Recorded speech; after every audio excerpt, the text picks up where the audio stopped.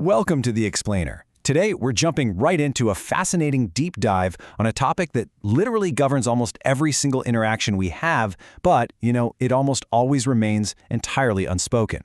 We're decoding Machiavelli's principles for navigating complex social hierarchies. If you've ever wondered how connections with truly powerful people are actually forged, maintained, and leveraged, well, you're absolutely in the right place. These invisible hierarchies are at play in your office, your industry, your daily life, the whole shebang. So we're going to break down the hidden playbook of the ultimate social strategist. Let's get right into it.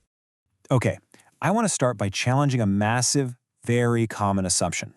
Why is it that just putting your head down, working incredibly hard, and showing admiration for the people at the top is rarely enough to get you noticed? I mean, we're taught from a young age that being liked and being diligent are the golden tickets to success, right? But when it comes to the absolute highest tiers of influence, treating the powerful like regular people rather than navigating them as systems is just a fundamental mistake.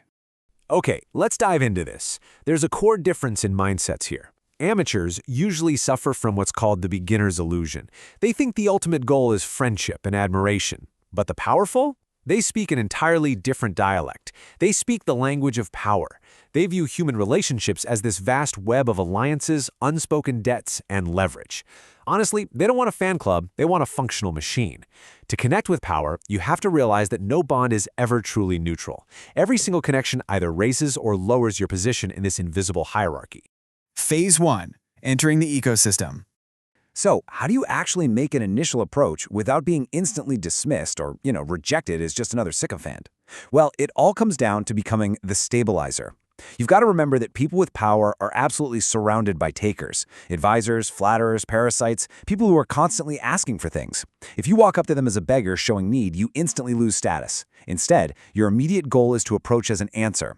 You have to position yourself as someone who completes their power rather than competing with it. You want to quietly step in and make their empire run easier, smoother, and stronger. Right. So how do we practically become the stabilizer? It's a sequence. First up, observe the terrain. Don't move too fast. You are there to diagnose their hidden cravings. Maybe that's loyalty, maybe it's recognition, or even just amusement. Second, mirror their rhythm. Now you aren't copying them, you're harmonizing with their values so they feel this natural, easy familiarity with you. And third, maintain mystery. You must never appear fully known. By only revealing yourself partially, you actually create a demand for your presence. You let them sense that you've got more depth, more reach, and more connections than you're initially letting on. Phase 2. Building invisible leverage. Okay, so once you're in the room and you've established that baseline intrigue, you hit a pretty harsh reality. Those who make themselves too available to a single master become disposable. It is incredibly tempting, once you finally get close to power, to just make yourself constantly, always available to them.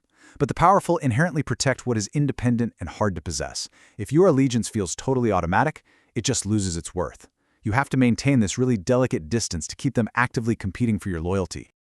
To build that invisible leverage, you need some very specific maneuvers. First, precision flattery. Don't just give empty praise, praise their discernment or their exact timing on a really tough decision. Second, sideways alliances, which we're going to expand on in just a second.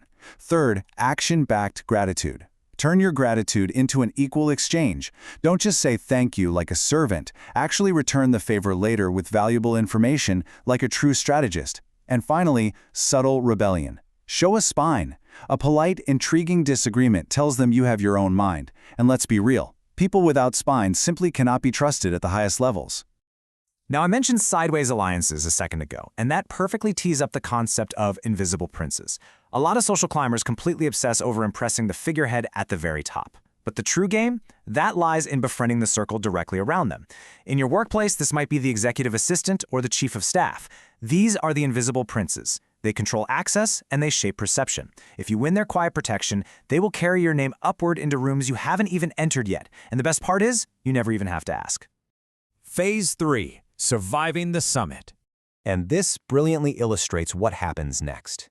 Because as your name gets carried upward and you finally reach the top, you realize that arrival is kind of an illusion.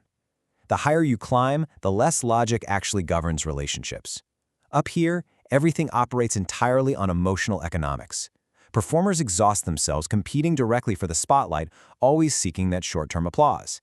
But the powerful respect the architects. Architects create the stage. They build quiet credibility behind the scenes and influence outcomes without ever demanding the credit. If you want real, long-term influence, let the other guys have the applause while you make yourself totally indispensable to the foundation. But watch out, because the summit is literally booby-trapped. Here are the absolute survival rules you have to follow. First, controlled usefulness.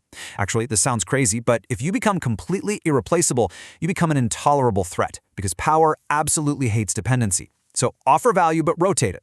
Next, soothe their hidden insecurities privately. That binds them to you emotionally. Manage the inevitable envy of others with humility. Just attribute your success to luck or a really great mentor. And crucially, never gossiping upward. Discretion is your armor here. Even a hint of a leaked secret will have you quietly exiled before you even know what happened. Which brings us to a seriously perilous situation. If you are surviving the summit, eventually, for sure, you are going to have to contradict the person in charge. So, how do you disagree with power? I want you to really sit with that silence for a moment. That exact emotional stillness, that is exactly what is required of you here. The answer is you disagree as an enhancement. You literally never trigger their defenses with a blunt, direct contradiction. Powerful people don't want raw truth. They want comfort disguised as insight. So, if you need to steer them away from a terribly bad idea, you amplify their thought through emotional calibration. You say something like, "That's a great point. What if we added this angle to make it unstoppable?" You are entirely shaping the outcome without ever appearing to attack their authority. It's a game changer. Phase 4, the strategic exit. You see, proximity to power is completely fluid. Navigating it requires knowing exactly when to step forward and, honestly, more importantly, when to just walk away. Power is all about rhythm, not constant motion. When power is rising, that's when you align, you offer ideas, and you support their ascent. But when power is under pressure, you must vanish strategically and respect their solitude. If you push at the wrong time, you look desperate. If you pull away for too long, you just seem irrelevant. You've got to ride the natural current of their energy to maintain your allure. As we wrap up this explainer, let's look at the ultimate maneuvers of the true strategist. To survive the cyclical nature of power, you must first build outside leverage. Keep your projects and networks independent of your main patron to maintain your autonomy. Second, empower your replacements. Weave this quiet web of loyalty beneath you, so power flows through many people, not just you.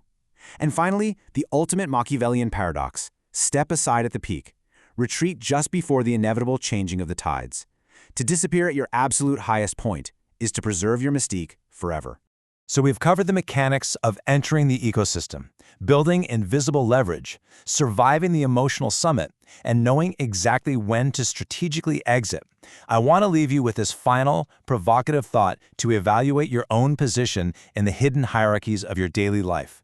Take a look at your own circles, your own workplace, your own connections, and ask yourself, are you shaping the room, or is the room shaping you?